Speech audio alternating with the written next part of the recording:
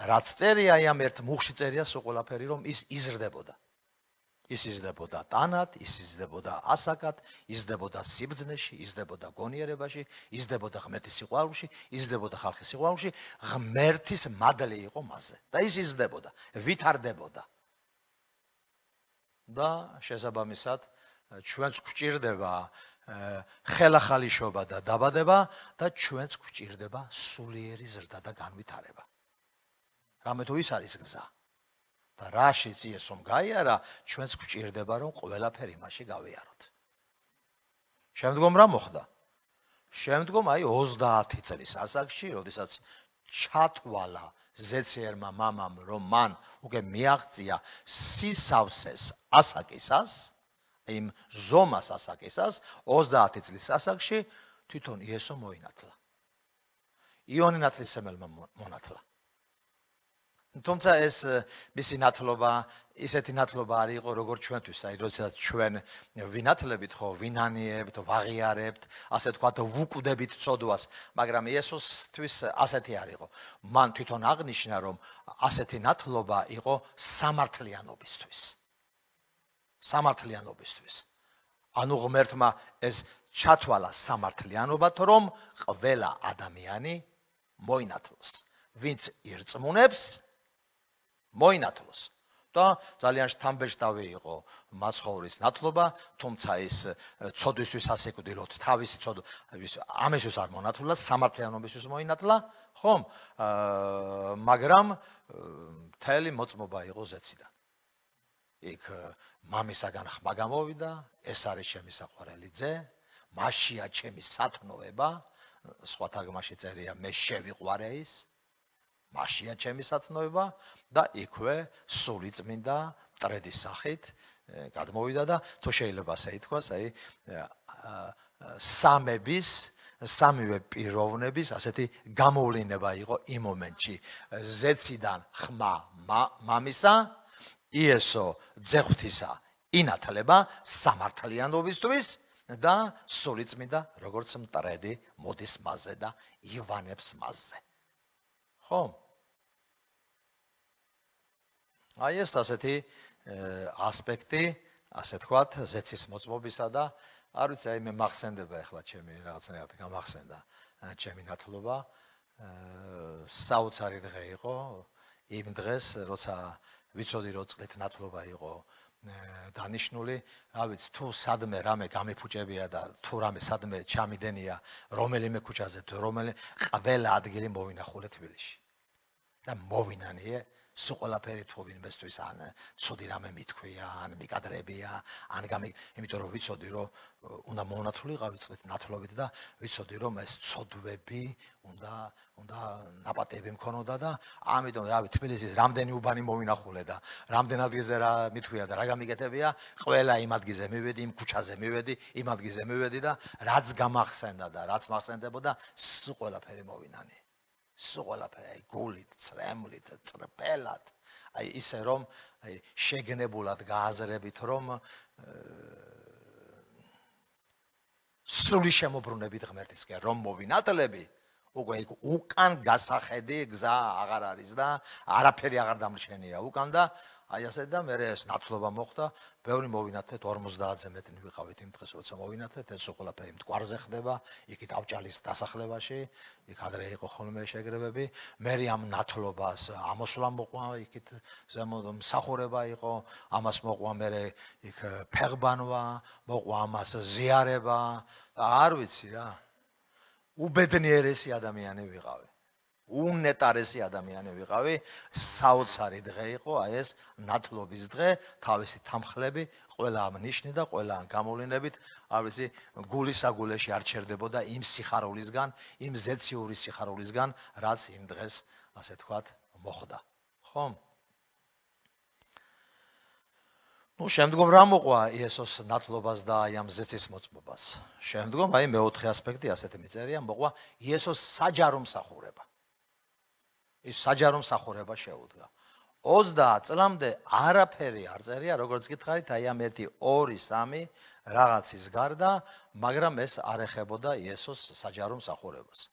თუმცა ის ჩასახვიდანვე შობიდანვე, დაბადებიდანვე, რა თქმა უნდა, სრული ღმერთი იყო. მაგრამ როგორც ადამიანს მას დასჭირდებოდა და სრულყოფილ წლებში შესვლა სჭირდებოდა. რაც როგორც უკვე ვილაპარაკეთ, ეს 30 წლის ასაკში მოხდა.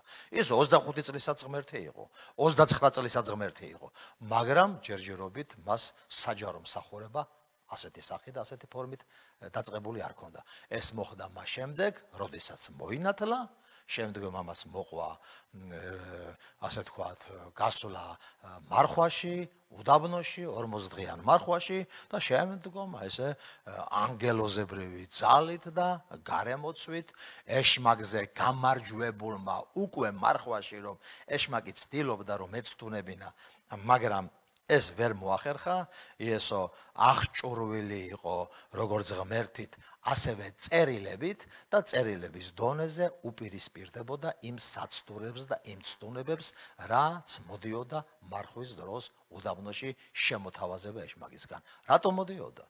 იმიტომ მოდიოდა, რომ მას არ ქონოდა ეფექტური, ძლიერი, კურთხეული მსახურება, რადგან მის მსახურებას მოყვა ბევრი ადამიანის განკურნება, ბევრი ადამიანის განთავისუფლება, ცოდვების მიტევება და ასე შემდეგ და ასე შემდეგ.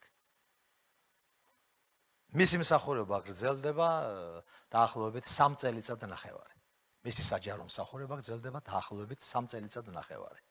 და 3 წელიწად ნახევრის განმავლობაში, როგორც წერია აი მაგალითად საქმეების 10:38-ში წერია, რომ აი ეს კაცი იესო აღსელის სულიწმიდითა და ძალით დადიოდა, ქველმოქმედებდა, კურნავდა და ათავისუფლებდა ყველას ეშმას მიერ შეპყრობილებს.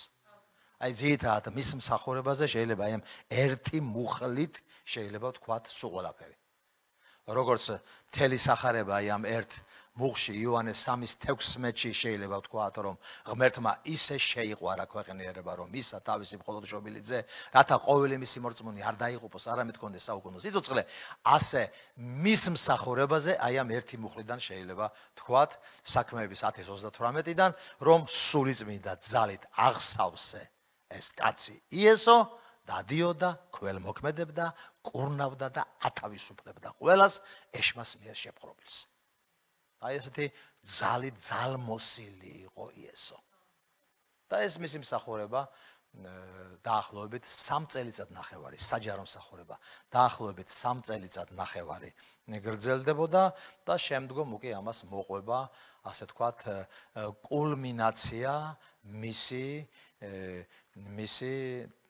როგორც ადამიანის ცხოვრებისა დედამიწაზე და მე აი ამ კულმინაციაში სწორედ აი ამას გულისხმობთ, აი ამ დღეებში რაც იყო და აი ამ აღდგომის დღეებში, რაზეც ხშირად გვესმოდა საუბარი. პირველ რიგში ეს არის, რა თქმა უნდა, იესოს ჯვარცმა და სიკვდილი, შემდგომ ამას მოყვება იესოს აღდგომა და ამაღლება და შემდგომ ამას მოყვება იესოს ამაღლება და განდიდება და მამის მარჯვნივ ძალაუფლების ადგილზე დაბრძანება. ეს როგორც კულმინაცია იესოს საჯარო მსახურებისა, საბოლოო ჯამში ყველაფერი იმის გამო, რომ მან დაითმინა ჯვარი, როგორც მორჩილი გახდა სიკვდილამდე, ჯვარცმით სიკვდილამდე, ბოლომდე სრულად. ხომ? აი ყველაფერი ამის გამო, მან რა მიიღო? უზენაესი, უმაღლესი სახელი მიიღო, იმდენად რომ მის სახელს ემორჩილებოდეს და ექვემდებარებოდეს ყოველივე. ზეცად, მიწად და ქვესკენელად. მოდი პატარ-პატარა შტრიხების გავუსვათ ასევე აი ამ სამ საქმეს, რასაც ჩვენ ადამიანური ცხოვრების მიწაზე ყოფნის კულმინაცია დავარქვით, ხო? პირველ რიგში ეს არის ჯვარცმა, სიკვდილი და მისი დავრელი წმინდა სისხლი. ეს კარგად იცით, მშვენივრად იცით, რომ მისი ჯვარცმა და მისი სიკვდილი არ იყო გამოწვეული მისი რაიმე ცოდვისგან თუ მისი რაიმე უმართლობისგან. არ იყო გამოწვეული. იმ დღეს სააღდგომო სიტყვაში იქაც ავღნიშნე და იქაც ვთქვი, რომ ამი თვითონ ის ამბობდა. იოანეს 12 თავში წერია, იოანეს სახარების 12 თავში წერია. ამისთვის მოვედიო ამ მიწაზეო. ამისთვის მოვედიო ამ მიწაზეო. მან ეს იცოდა, მან ეს მშვენივრად იცოდა. ისი არ მოხდა, რომ რაღაცა მიწაზე მოვიდა, ცხოვრობდა, მსახურებდა და აი რაღაცა გაუგებრობა, რაღაცა გაუთვალისწინებელი, რაღაცა ეშმაკმა რაღაცნაირად იმძლავრა და რაღაცა დამართა, ანდა იქ პილატე იყო თუ კიდე სხვები იყვნენ, მღვდელმთავრები, კაიაფა თუ ანა და იმათმა ეხლა რაღაცა მოიფიქრეს იმისთანა, რაღაცა გაუთვალისწინებელი ამბავი არ მომხდარა. თვითონ ესო ამისთვის მოვედი ამ მიწაზე. რატომ მოვიდა ამისთვის ამ მიწაზე? იმიტომ რომ ის გამხდარიყო შესარიგებელი მსხვერპლი ზეცასთან ყველა ადამიანისთვის. ეს უბრალოდ სიკვდილი არ არის, ეს უბრალოდ ჯვარცმა არ არის, ეს არის უმაღლესი დონის ღვთაებრივი სისხლის დაღვრა გოლგოთის ჯვარზე, რომელიც სისხლშიც მოხდა შერიგება კაცობრიობისა ზეცასთან. ეს არის გაღებული მსხვერპლი, გააზრებულად, წინ დახედულად, წინასწარ განსაზღვრულად გაღებული სიცოცხლე და გაღებული მსხვერპლი, რომელიც სიცოცხლე და რომელიც მსხვერპლიც გახდა უნარ მქონე, რომ მიწა შერიგებოდა ზეცას.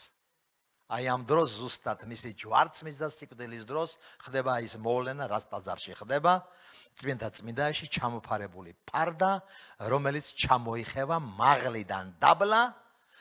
მოგეხსენებათ რა არის წმინდაში მღვდელმთავარი შედიოდა წელიწადში ერთხელ თასით, ამ თასში სისხლი იყო, გარეზოში დაკლული ცხვართა თუ დეკეულთა თუ სისხლი იყო, ერის ცოდვების საპატეებლად და არა მარტო ხალხისა, რომელიც ამ ცერემონიალს ესწრებოდა, მთელი ისრაელისა 12 შტოსი, მათ შორის ლევიანებისა და მათ შორის თვითონ მღვდელმთავრისა, ვინც იყო იმ დროს მღვდელმთავარი, შეჰქონდა ეს თასი, ოქროს თასი, რომელშიც სისხლი იყო დასმული, შეჰქონდა წმინდათა წმინდაში, ის იდებოდა, ასე თქვათ, კიდობანზე, კიდობანი, მოოქროვილი კიდობანი, იდებოდა იქ კიდობანზე და შესაბამისად, ღმერთი თუ პატიობდა თავის ერს ცოდვებს, ღმერთის თანდასწრება მოდიოდა წმინდათა წმინდაში, ამოხაპავდა აი იმ სისხლს, რომელიც იმ თასზე იყო და ბედნიერი გახარებული მღვდელმთავარი გამოვიდოდა გარეთ, აუწყოდა მღვდლებს, ლევიანებს და ხალხს, რომ ღმერთის თანდასწრება მოვიდა, შეიწირა მსხვერპლად აი ის სისხლი, რომელიც შევიტანეთ და ჩვენი ცოდვები ნაპატიებია. და ეს მსახურება ხდებოდა ყოველთვის წელიწადში ერთხელ.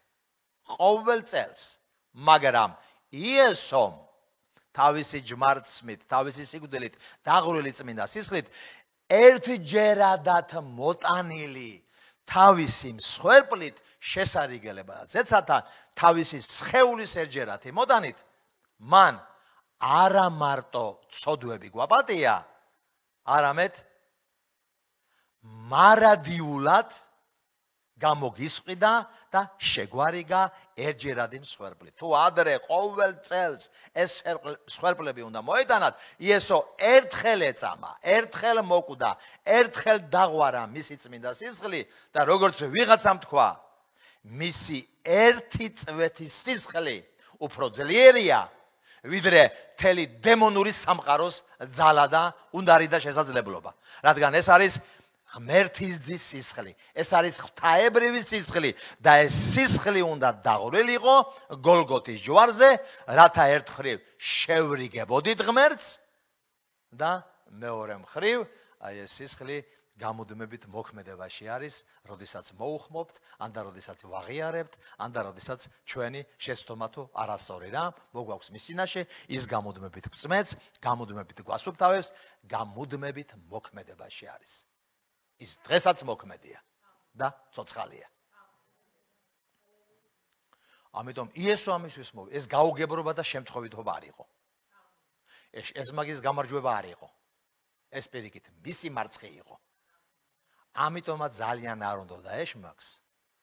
ამიტომაც ყველანაირად ცდილობდნენ სამარხი დაელუქათ, იქ ლოდი რამდენიმე ტონიანი ეს ლოდის ქვა სამარხზე იქ მიეგორებინათ, რომ იქ მოწაფეებს ვერ შეძლებოდათ მისი დაძვრა და არც გადაუგორებიათ მოწაფეებს და ადამიანებს ვერც გადააგორებდნენ ისეთი სიმძიმის იყო ისა, ხომ? ზეციდან ანგელოზი მოვიდა. ორი ანგელოზი, აი ამ ლოთანჯდომარე, რომლებმაც გადააგორეს და შესაბამისად, სწორედ მისი წმინდა უმწვიკვლო ზეცასთან შესარიგებელი გაღებული სიცოცხლისა და სხეულის სხვერპლის გამო მესამე დღეს მან მიიღო აღდგომა. მესამე დღეს ის აღდგა. მესამე დღეს ის აღდგა, ეჩვენა მოწაფეებს, თუმცა მარიამს თხოვა რომ არ შეხებოდა, პირველი მარიამს ეჩვენა, მარიამს თხოვა რომ არ შეხებოდა, ის უნდა ასულიყო მამასთან. პირველ რიგში ეს მსხვერპლი მამას უნდა მიეღო. პირველ რიგში ზეცას უნდა მიეღო. პირველ რიგში ეს უნდა ჩათვლილიყო, მიღებული ყოფილიყო, როგორც წმინდა, უმანკო სხვერპლი ზეციდან გაღებული მიწისთვის, კაცობრიობის შესარიგებლად. ამის შემდეგ იესომ აღდგომის და მამასთან აი ამ წარდგენის შემდეგ ის ისევ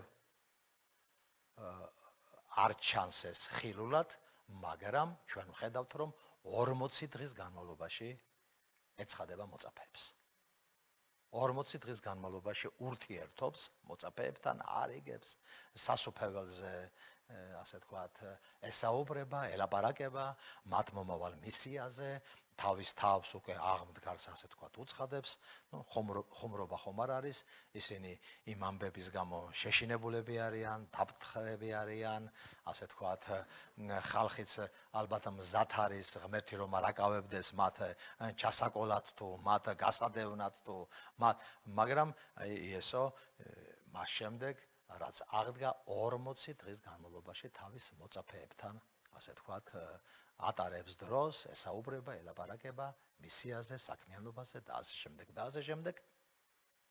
ანუ ჯვარცმას მოყვა აღდგომა, ხოლო აი ამ 40 დღის აღდგომის შემდეგი ასე თქვათ, ასპექტი, ხომ? ჯვარცმა, აღდგომა და შემდგომ ამაღლება და განდიდება მრავალთა წინაშე, დაახლოებით 500-მდე ადამიანი ადევნებს თვალს იესოს ამაღლებას, ასე თქვათ, და მე წარმომიდგენია რა მდგომარეობაში იქნებოდნენ, რომ უყურებენ იესო, რომ მეც აი დაახლოებით იმ მდგომარეობაში იქნებოდნენ. ის ფილმი ხო გაქვთ ნანახი, სიყვარული ყველას უნდა. სურათს რო გადაიღებენ და მასე არ დარჩეთო, ხო იცი?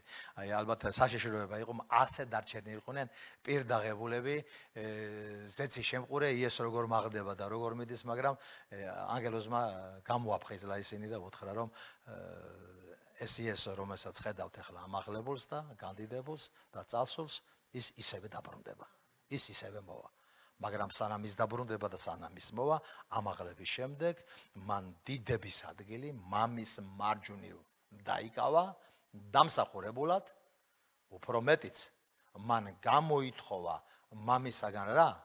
სულიწმინდა გამოითხოვა, აღთქმული გამოითხოვა, რომ მის ნაცვლად, მის მაგივრად, მისი მსგავსი ღმერთის მესამე პიროვნება, სულიწმინდა, მოსულიყო მოწაფეებში, მორჩილ გულებში და პირველი ეკლესია, ასე ვთქვათ, 120 ადამიანი, რომელიც დაახლოებით 9 დღე განუწყვეტელ, ასე ვთქვათ, ლოცვათ იყვნენ შეკრებილი, ზედათვალში, როგორც წერია, ხომ, 120 ადამიანი, იქ იყო მარიამი, იქ იყვნენ მოწაფეები, იქ იყვნენ კიდე სხვა ადამიანები, ხომ?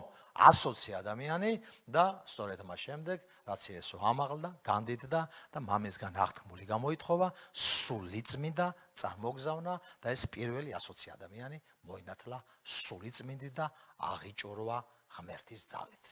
ის შემდეგაც მათ დაიწყეს, ასე თქვათ, ის მისია და ის მსახურება.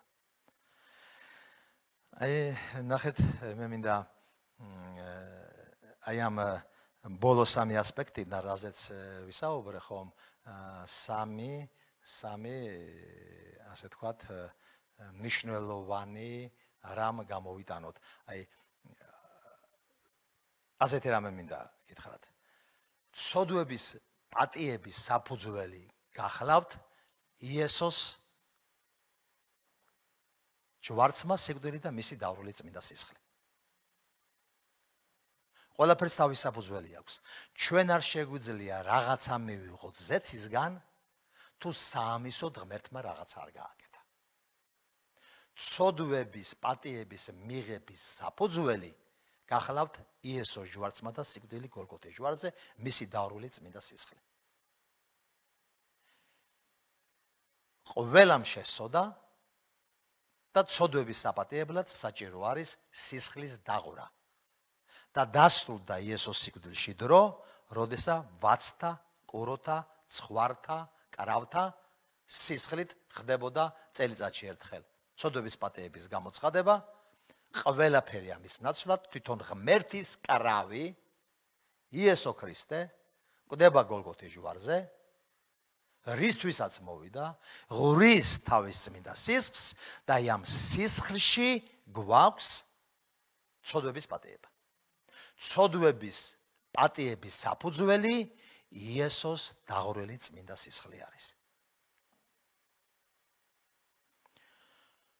რა გვაქვს იესო ქრისტეს აღდგომის რისი საფუძველია ჩვენი უფლის იესო ქრისტეს აღდგომა. იესო ქრისტეს აღდგომა გახლავთ ხელახალი შობის, ახალი ადამიანის, ახალი ქმნილების, გამართლებული ადამიანის ხელახლა შობის საფუძველი. თუ ცოდვების პატიების საფუძველი არის ქრისტეს ჯვარცმა და მისი დავრული წმინდა სისხლი, იესოს აღდგომა გახლავთ საფუძველი ხელახალი შობისა, ახალი ქმნილებისა, ახალი ადამიანისა. ეს რას ნიშნავს? ეს იმას ნიშნავს, თუ გწამს, რომ იესო შენთვის მოკვდა ჯვარზე, მის დავრული წმინდა სისხლში შენი ცოდვები ნაპატიებია და წაშლილია. როგორიც არ უნდა იყოს, რამდენიც არ უნდა იყოს. თუ გწამს, რომ იესო არის შესარიგებელი მსხვერპლი, იესოს მეშვეობით ღმერთმა ზეცა შეარიგა მიწასთან, ხომ? თუ გწამს, რომ მისი სისხლი იმიტომ დაიღვარა, რომ ჩვენ ცოდვილებს გქონდეს, თუ ეს გწამს, მის დავრული სისხლში ცოდვები ნაპატიებია. მის დავრული სისხლი, მისი დავრული სისხლი გახდა საფუძველი ცოდვების პატიებისა. ხოლო მისი აღდგომა მესამე დღეს არის საფუძველი ხელახალი შობის, ახალი ქმნილების, ახალი ადამიანის, ღმერთისგან გამართლებულის. ერთხრივ ღმერთი გპატიობს ჩვენს ცოდვებს მის წმინდა სისხლში და მეორე მხრივ ღმერთი მის აღდგომაში გვამართლებს და გვიყურებს სრულიად სხვა ადამიანს, ახალ ქმნილებას, ზეციდან შობილს, რაც შეუძლებელია რომ მოხდეს ეს ადამიანში მისი სულის გარეშე. ხოლო სულიწმინდის მიღების, სულიწმინდის ნათლობის საფუძველი გახლავთ იესო ქრისტეს განდიდება, მამის მარჯვნივ დაბრძანება და მამისგან გამოთხოვა, რომ გადმოღვაროს სულიწმინდა, მოვიდეს სულიწმინდა და მოვინათლოთ სულიწმინდით. ნახეთ? ცოდვების პატიების საფუძველი არის ქრისტეს ჯვარცმა,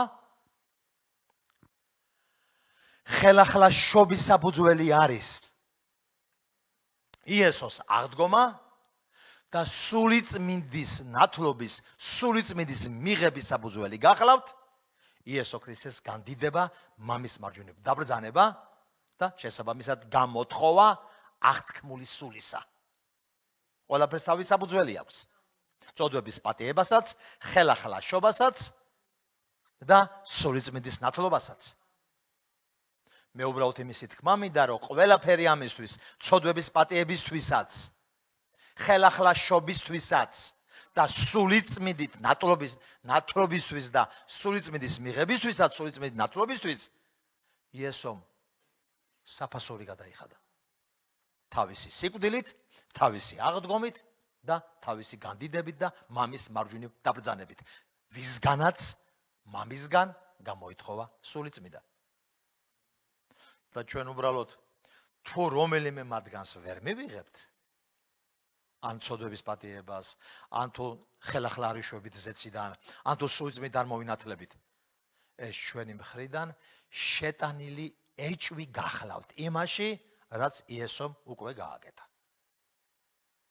მე ამას შემთხვევით არ ვამბობ.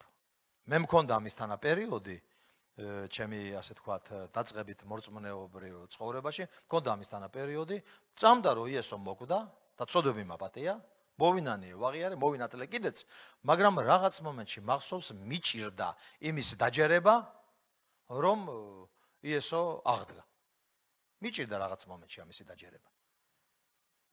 მაგრამ მე მახსოვს, რომ რაღაცნაირად ღმერთის მადლით, ღმერთის შრომით მოვიდა ჩემი გული ასეთ მდგომარეობაში, რომ დავიჯერე, ასე თქვათ, რომ ის არა მარტო მოკვდა ცოდვების აპატიებლად, აღდგა კიდეც, გამამართლა კიდეც, ახალი ქმნილება ვარ, ზეციდან შობილი ვარ, მისი აღდგომით მივიღე შესაძლებლობა, მე ეს ასპექტები ცალ-ცალკე გავიარე, თუმცა შეიძლება ადამიანმა ერთბაშად გაიაროს ყველაფერი ეს დაახლოებით ისე როგორც კორნელიოსის ოჯახმა.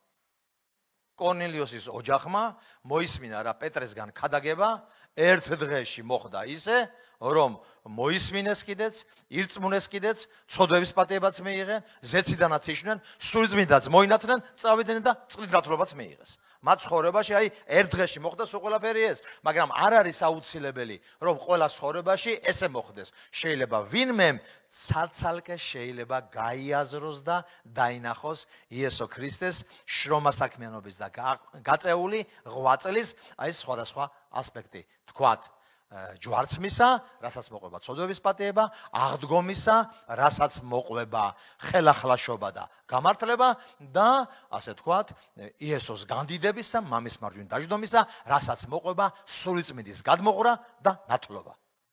რისთვის? დასამოწმებლად და იესოზე სალაპარაკოთ მისი ძალით. შეიძლება ადამიანმა ცალ-ცალკე გაიაროს აი ეს ასპექტი პატიების, ხელახლაშობის და სულიწმიდით ნათლობის. შესაძლებელი არის. მაგრამ მათი საფუძველი ყველა შემთხვევაში, რა თქმა უნდა, იესო ქრისტეში არის. მის ჯვარცმაში, აღდგომაში და განდიდებაში, მამის მარჯვნივ დაბრძანებაში. ამას რა მოყვება ახლა? ამის შემდეგ კიდე გვაქვს ჩვენ ასეთი მსახურება იესოსგან, მოდი ასე თქვათ, ასე უწოდოთ. იესოს მღვდელმთავრის მსახურება. როგორც მღვდელმთავრის შუამდგომლობის მსახურება ზეციდან, სადაც არის, სადაც ზის მამის მარჯვნივ. ისი არ არის, ტყუილად არ არის. მას ხელი დაბანელი არ აქვს ჩვენზე და დედამიწაზე და ჩვენ ცხოვრებაზე არა. ის მღვდელმთავრის მსახურებას ეწევა, შუამდგომლობს, ლოცულობს. მოდი ასე ვთქვათ, გულშემატკივრობს. მას უნდა რომ თავისი დაწყებული საქმე რა ჩვენში დაიწყო, მისი რწმენით დაჯილდოვდეს, დასრულდეს, დაგვირგვინდეს ზეცაში მისვლით მამასთან. მე შეგახსენებთ ჩვენ რაზე ვსაუბრობთ? ჩვენ ვსაუბრობთ იმაზე, რომ იესო არის გზა მამასთან მისასვლელი, თანაც ერთადერთი გზა. და ჩვენ იმაზე ვსაუბრობთ, აი განსაკუთრებული მომენტები მისი პიროვნების, მისი არსებობის სხვადასხვა ასპექტში იესომ რეები გაიარა. ჩვენ ვილაპარაკეთ იესოს დაბადებაზე ან და განკაცებაზე, იესოს დაზე და განვითარებაზე ვისაუბრეთ, იესოს ნათლობაზე ვისაუბრეთ, მის საჯარო მსახურებაზე ვისაუბრეთ, ჯვარცმაზე ვისაუბრეთ, აღდგომაზე ვისაუბრეთ, განდიდებაზე და მამის მარჯვნივ დაბრძანებაზე ვისაუბრეთ, რასაც სულიწმიდის გადმოღრა მოყვა. და ახლა ჩვენ ვსაუბრობთ, რომ იესო თავის მსახურებას ზეციდან აგრძელებს, მღვდელმთავრის მსახურებას, ის შუამდგომრობს.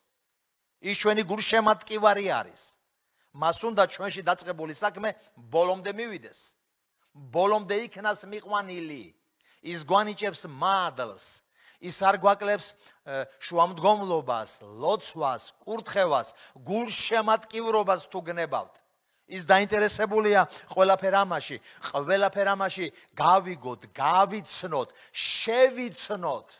რადგან როგორც იესომ თქვა, ვინც იესო გაიცნო, მან მამა გაიცნო. და ის გულშემატკივრობს, ეს ასპექტები მის ცხოვრებაში იმიტომ იყო მთავარი და იმიტომ გამოვყოფთ მათ, რომ ყველაფერ მამან ჩვენ რაღაცა მოგვიტანა, რაღაცა გაგვიკეთა და აი ეს რაღაცის კეთება, გინდაც ყველაფერი ეს გავლილი კონდეს და გინდაც ეს ყველაფერი ჩვენში მომხდარი იყოს, იესო ქრისტეს რწმენა, გადარჩენა, ცოდვების პატიება, ხელახლაშობა, ახალი ქმნილება ვიყოთ და ვემსახურებოდეთ კიდევაც მას, სულიწმიდით მონათულები ვიყოთ, ის არ წყვეტს ჩვენთვის ლოცვას და შუამდგომლობას. მღვდელმთავრის მსახურებას აგრძელებს. ეს არის მღვდელმთავრის მსახურება და საქმიანობა. რომ თავისი ერისთვის, ხალხისთვის იშუამდგომლოს ზეციერი მამის წინაშე. და ის ამას აკეთებს. კარგით, რა გვაქვს შემდეგი? კიდევ ორი დაგვრჩა. რა თქმა უნდა, შემდეგი არის იესო ქრისტეს მეორედ მოსვლა. წმინდანებთან ერთად. როგორც ამას თავის დროზე წინასწარმეტყველები იუდას წიგში, არა ისკარიოტელი, იუდას წიგშიც არის, ახალ ათმაში აღწერილი, რომ ის მოვა ათეულ ათასობით წმინდანებთან ერთად, ის მოვა. პავლე მოციქული ამბობს, პავლე მოციქულს ჰქონდა ამის რწმენა, უფრო მეტიც. ის პრაქტიკულად ისე ცხოვრობდა, რომ გამუდმებით ამის მოლოდინში იყო, რომ ის დაბრუნდებოდა, ამის მოლოდინში იყო, თუმცა აი ამდენი ხანი არის გასული პავლე მოციქულის მსახურების შემდეგ დღევანდელობამდე, ლამის 20 საუკუნე და ჩვენ კვლავ კიდეც მოლოდინში ვართ. ერთხელ მოლოდინმა ცუდად არ უნდა იმოქმედო შენზე, ხელი არ უნდა ჩავიქნიოთ და არ უნდა ვფიქროთ და არ უნდა ვთქვათ, რომ რა ვიცი, იქნება ამდენი ხალხის ცხოვრებაში ამდენი საუკუნე არ მოვიდა და იქნება ეხლაც არ მოვიდეს და ამან არ მოგცეს იმისი უფლება რაღაცნაირად, რომ არაფხიზელი, არაწმინდა ცხოვრებით არ უნდა ვიცხოვროთ. არა. მისი დაბრუნების მოლოდინში, იმის გამო რომ იესო კლავაც ეწევა შუამდგომლობას ჩვენთვის, ჩვენს წმინდა ცხოვრება, ფხიზელი ცხოვრება, მიძღვნილი ცხოვრება, მსახურებრივი ცხოვრება უნდა გვახასიათებდეს. პავლე მოციქული მაგალითად, როდესაც თვითონ მსხვერპლი შეიქმნა, ასე ამბობს თავის თავზე, რომ მე უკვე მსხვერპლი გავხდი, მან იცოდა, რომ მოუწევდა ასე თქვათ, აი ამ მიწიერი ცხოვრებიდან წასვლა, თქვათ, გარდაცვალება და ის ამბობს, რომ აი განვლე მე, ჩემი ასპარეზი განვლე, ჩემი გზა განვლე. რაც უფალს ჰქონდა ჩემთვის დაგეგმილი, ჩემი ასპარეზი განვლე, ჩემი გზა განვლე, დინარება დავასრულე. მაგრამ მე მოლოდინში ვარ, სიმართლის გვირგვინის მოლოდინში ვარ. იმიტომ რომ აი ამ ცხოვრებაში მე მოდუნებული ცხოვრებით კი არ ვცხოვრობდი. ყველაფერი მის გამო, რაც გავიცანი იესო, მომიწოდა იესომ და გავიგე, მე მოდუნებული ცხოვრებით კი არ ვცხოვრობდი, ფხიზელი ცხოვრებით ვცხოვრობდი, მიძღვნილი ცხოვრებით ვცხოვრობდი, მსახურებრივი ცხოვრებით ვცხოვრობდი. და შესაბამისად მოლოდინში ვარ იმისა, რომ როცა უფალი მოვა თუ მეწავალ მასთან, მივიღებ სიმართლის გვირგვინს და რაც მთავარია ის ამბობს, მარტო მე კი არ მეკუთვნის ეს გვირგვინი, ჩემთვის კი არ არის. ყველასთვის არის ეს გვირგვინი, ვისთვის, ვინც მისი მეორედ მოსვლის, მისი დაბრუნების მოლოდინშია. იესოს პირველი მოსვლა სულ სხვა რამე იყო, მეორე მოსვლა სულ სხვა რამ არის. თუმცა, როგორც პირველ მოსვლაზე იყო მთელი მიწა და ზეცა შეასკდა ერთმანეთს და არ უნდოდა, როგორც აღარ ვახსენე, ჰეროდეს ის დაბადებული იყო. იმიტომ რომ მისი დაბადება ხსნელის დაბადება და მოვლენილება იყო და არაწმინდა სულს, დემონურ სულებს არ უნდოდა, ასევე თანმხლები, არანაკლები, მეტი თუ არა, სხვადასხვა სულიერი ძვრები იქნება მისი მეორედ მოსვლისთვისაც. ის მოდის წმინდანებთან ერთად, ამ მოსვლას ისიც მოყვება, რომ ის შემოსრავს ანტიქრისტეს, იქნება სულიერი ბრძოლა ქრისტეს მომხრეებსა და ანტიქრისტეს მომხრეებს შორის საბოლოო ჯამში, რა თქმა უნდა, წმინდანები დაამარცხებენ არაწმინდებს და ეშმაკიც ანტიქრისტე შემოსურვილი იქნება და 1000 წლით განიარაღებული და ჩაგდებული იქნება, ასე თქვათ, განეიტრალებული იქნება და იესო ქრისტეს მოსვლას წმინდანებთან ერთად მოყვება დედამიწაზე 1000 წლიანი ეგრეთ წოდებული, ასე თქვათ, მეფობის პერიოდი. იესოსთან ერთად წმინდანების მეფობის პერიოდი, 1000 წლიანი. ამ დროს ეშმაკი, ასე თქვათ, განიარაღებული არის. ეს საოცარი პერიოდი იქნება მშვიდობის, აყვავების, წარმატების, კეთილდღეობის, კეთილგანწყობების. აი ეს საზიზღრობა და ეს საშინელება, რაც დღევანდელ ცხოვრებას ახლავს, რომ ადამიანები სულიერად და მორალურად, ასე თქვათ, გადაგვარების პირას არიან, თუ ღმერთს არ ერწმუნებენ და იესო ქრისტეს მადლში არ გაიზრდებიან და არ განვითარდებიან, ხომ? აი ამ პერიოდს ამის საპირისპიროდ ახასიათებს შვიდობის აყვავების პერიოდი. ამაზე წინასწარმეტყველებდნენ ცალკე ესაია წინასწარმეტყველი და სხვები, როდესაც ესეთი გამონათქვამი გაგახსენდებათ, როდესაც ლომი და კრავი ერთად მოძოვენ. ანუ მტაცებელი და არამტაცებელიც კი დამეგობრდებიან. ეს ის განსაკუთრებული პერიოდი არის დედამიწაზე. 1000 წლიანი მეფობისა, რაც იესო ქრისტეს მოსვლას წმინდანებთან ერთად, ანტიქრისტეს შემოსვლას, ეშმაკის განიარაღებას მოყვება 1000 წლით, ასე თქვათ, დედამიწაზე დამკვიდრება აი ამ განსაკუთრებული პერიოდისა და მდგომარეობისა და ურთიერთობისა. თუმცა ამასაც თავისი რაღაცა შემდგომ დასასრული ექნება, შემდგომ ეშმაკი ისევე გამოშვებული იქნება, შემდგომ კიდე ამას მოყვება, ასე თქვა, ძალიან რო არ გავაგრძელო, ასე თქვა, დედამიწაზე კიდევ იმძლავრებს ეშმაკი, შეაცდენს ერებს თუ ადამიანებს, თუმცა სულ ყველაფერი ამისი დასასრულიც დედამიწაზე მოვა მარადიული სასამართლო, საბოლოო სასამართლო, განკითხვის ჟამი და საბოლოო ჯამში ამას მოყვება ეს ბოლო მეათე ასპექტი, მარადიულობა, ახალიცა და ახალი მიწა. სადაც იესო იქნება მეფე და ჩვენც მარადის მასთან ერთად ვიქნებით. ყველა ვინც მიძღვნილი, წმინდა, ფხიზელი, მომლოდინე ცხოვრობით ცხოვრობს, ემსახურება, მის დაბრუნებას ელოდება.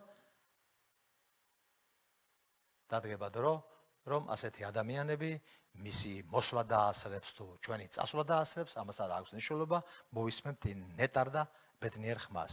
მოდი, ერთგულო და კეთილო მონავ, დაიმკვიდრე შენთვის წინასწარ გამზადებული. და ეს ხმა და ეს დამკვიდრება მარადიულობისა და იესოსთან ერთად მარადიულობაში ყოფნა, ეს ყველაფერი იქნება.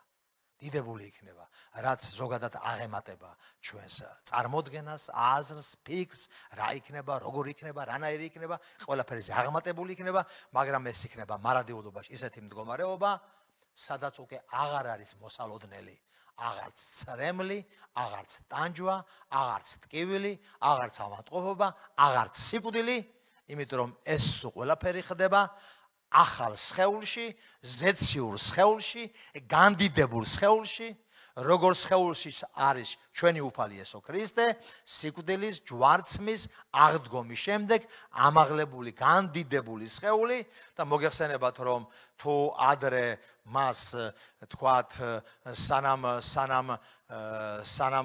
ზეციური სხეულით შეიმოსებოდა, თუ მანამ მას ჩვეულებრივ შესვლა სჭირდებოდა ოთახში კარების გაღება, აი აღდგომის შემდეგ წერია, რომ ის ჩადგა მოწაფეთა შორის, ჩადგა, კი არ შევიდა, ჩადგა, ეს ზეციური სხეულია, ეს სულიერი სხეულია, ეს ხვანაირი სხეულია, ხომ? განდიდებული სხეულია, რომელზეც აღარ მოქმედებს აი ეს ცოდვის კანონი და მათ შორის სიკვდილი და ავადმყოფობა და ტანჯვა და ტკივილი. ანუ ეს არის ნეტარი, მარადიული, ენით აღუწერელი სიხარულის, პატივის, დიდების მდგომარეობა.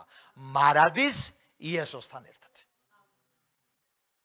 აი ეს რამდენიმე ასპექტი დაბადების, ზრდის, ნათლობის, საჯარომსახურების, ჯვარცმის, აღდგომის, განდიდების, მღვდელმთავრის მსახურების, მეორეთ მოსვლის და მარადის ახალცაზე და ახალმიწაზე მასთან ერთად ყოფნის, აი ეს 10 ასპექტი გამოვყავი, ასე ვთქვათ, აი ეს გზისა, რაც იესომ გაიარა და ჩვენ შემოთავაზებული შესაძლებლობა გვაქვს. გავიცნოთ ის, შევიცნოთ ის, ვიცნოთ ამით მამა და ჩვენც იგივე გზას გავყვეთ, რა გზაც იესომ, ასე ვთქვათ, გაგვიკვალა. არ არის ეს გზა, უნდა ვთქვათ, მარტივი, არ არის ეს გზა ფართო, ხანდახან არ არის ყოველთვის იავარდებით, ასე ვთქვათ, მოფენილი, ვიწროც არის, მტკივნეულიც არის, მაგრამ აი ესეთი დიდებულებით გვირგვინდება.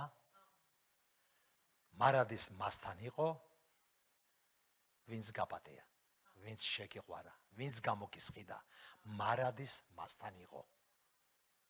ასეთი ენით აღწერილი ნეტარებით და სიხარულით გვირგვინდება სულ ყველაფერი ეს და მე თუ მკითხავთ ღირს ყველაფერი მასში გავლა, რაც არ უნდა იყოს ცხოვრებაში და ჩვენი მხრიდან მის მიმართ ერთგულების გამოხატვა.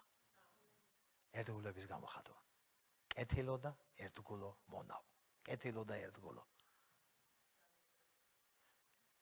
დავფიქრდეთ აი ამ ასპექტებზე, გავიაზროთ ეს როგორ არის ჩვენ ცხოვრებაში და ისევ იმით დავამთავრებ, რითაც დავიწყეთ. იესო არის გზა, ერთ-ერთი არის ერთადერთი გზა გახლავთ, მამასთან მისასვლელი, აი ამ გზაზე ეს რამდენიმე ასპექტი, რომელიც გაგიზიარეთ, დავფიქრდეთ, გავიგივდეთ იესოსთან ერთად ცხოვრებაში და ჩვენ დავინახავთ, რომ მისი მადლით და მისი ძალით, აი ეს ასპექტები მისი, ასე ვთქვათ, ადამიანურობისა თუ მსახურებისა თუ საქმიანობისა თუ გაწეული ღვაწლისა, ჩვენ დავინახავთ, როგორ გაცოცხლდება და როგორ მოხდება აი ამ გზაზე ჩვენი სამუდამოდ ისე დამკვიდრება, რომ არ მოგვინდება სურვილი, რომ ამ გზიდან სხვაგან სათმე გადავუხვიოთ. რადგან ეს არის ერთადერთი გზა, მიმყვანი მამასთან, მიმყვანი ზეცაში, შეიძლება რაღაცეებში ეკლიანიც იყოს, შეიძლება რაღაცეებში ვიწროც იყოს, მაგრამ მაინც ზეციური სიხარული, ზეციური მადლა და ზეციური ძალა ახლავს ყველაფერ ამას. და რითაც გვირგვინდება, ამის შესახებ უკვე მოგახსენეთ. რაც არ უნდა იყოს ცხოვრებაში, ხომ? რავზოს უნდა გვავიწყდება, წავიკითხოთ ხოლმე ბიბლიის ბოლო თავი, ბოლო ორი თავი, 21 და 22 თავები გამოცხადებისა და ნებისმიერ დარდს, ნებისმიერ ნაღველს გაგიქარვებთ ის, როცა ვიცით ყველაფერი რით მთავრდება და ყველაფერი როგორ მთავრდება. მთავრდება და როგორ მთავრდება? მარადიულობა იესოსთან ერთად, ჩვენს მხსნელთან ერთად. და ეგ გვაკურთხოს უფალმა იესო ქრისტემ. კარგით, მოდით ლოცვა მინდა შემოგთავაზოთ. ძვირფასო მამაო, მადლობას გიხდით შენი სიყვარულისთვის. მადლობა უფალო იესო. მადლობა რომ შენ ხარ გზა, ერთადერთი გზა. გზა მამასთან მისასვლელი. გზა ზეცაში მისასვლელი. გზა მარადიულობისა. მადლობა უფალო რომ გვაქვს შესაძლებლობა შენი მადლით, შენი სიტყვიდან, შენი ძვირფასი დიდებული სულით უფალო ღმერთო, გაგეცნოთ შენ ცხოვრებას უფალო. დაწყებული დაბადებიდან უფალო, განკაცებიდან, დასრულებული უფალო მარადიულობით, ახალი ცით და ახალი მიწით უფალო ღმერთო და შენი დიდებული სულისაგან მოგვანიჭე მადლი უფალო, შენი გაცნობით, შენი გაცნობა, შენი შეცნობა ხო მამის გაცნობაა. მამის შეცნობა არის და შეგვაცნობინე მამამ შენი თავი ისეთი როგორიც ხარ. გვაკურთხე უფალო, შენი არსების ყველა ასპექტი უფალო, რისი საფუძველიც ხდება ჩვენ ცხოვრებაში. დაგვანახე, მოგმადლე, ყველაფერი ამით და მოგვანიჭე მადლით უფალო ღმერთო, როგორც შენიყავი ჯვარცმემდე ერთგული, თავდადებული უფალო, რათა შეგერიგებინეთ ზეცასთან უფალო, ასევე ჩვენც მოგვანიჭე მადლი ბოლომდე შენი მომხოლი და ერთგულები ვიყოთ. შენ ახარ არა მარტო გზა, შენი მიგვიძღვი აი ამ გზაზე უფალო ღმერთო. შენ წემსავ ჩვენს ცხოვრებას აი ამ გზაზე და მადლობა ყველაფერი იმისთვის, რომ შენ ახარ გზა და მადლობა ყველაფერი იმისთვის, რომ ვიცით ყველაფერი ეს როგორ მთავრდება, როგორ გვირგვინდება. იდიდო შენმა დიდებულმა სახელმა უფალო. თქვენ მთელი დიდება, თქვენი მთელი პატივი და თაყვანი ერთო ღმერთო წმინდაო სამებაო, მამაო, ძეო, სულო წმინდაო. ამენ.